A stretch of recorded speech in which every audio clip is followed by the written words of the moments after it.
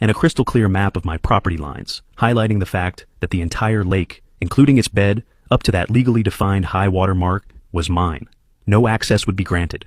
Any attempt to use Thorn Lake would be considered trespassing. We sent it certified mail, return receipt requested. The signature that came back was Victoria Sterling, the self-proclaimed, not yet elected president of the nascent Serenity Shores HOA. A brief, deceptive silence followed. Then, the bulldozers arrived. Not on my land, not yet, but so close the vibrations rattled the windows of my house, their roaring engines a constant affront to the valley's peace.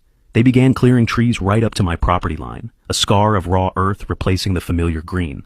The dust was a choking miasma.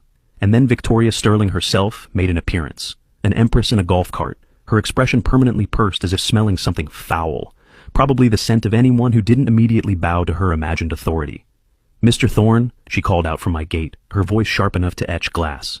"We need to discuss your unreasonable stance on the lake. Our residents are expecting waterfront amenities. It's in the brochures." I walked out and calmly informed her, "Ms. Sterling, it is not a waterfront amenity for your development. It is my private property. Your brochures are misleading, and that is your problem, not mine. This conversation is over. Please stay off my property."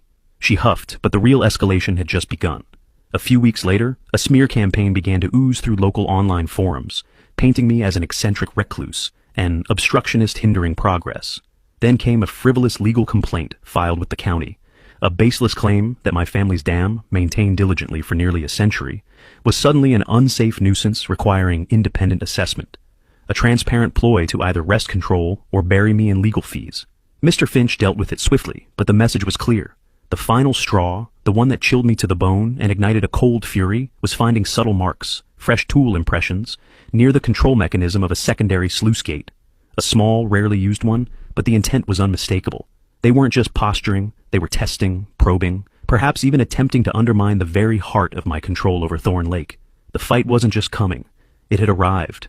The faint scratches near the sluice gate, those subtle tool marks, were more than just a minor vandalism. They were a declaration.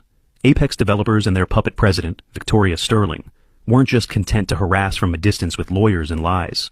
They were testing my defenses, probing for weakness, perhaps even contemplating a more direct assault on the integrity of Thorn Lake itself. That realization settled a cold, hard certainty in my gut. The polite letters and documented rights were merely the opening skirmishes.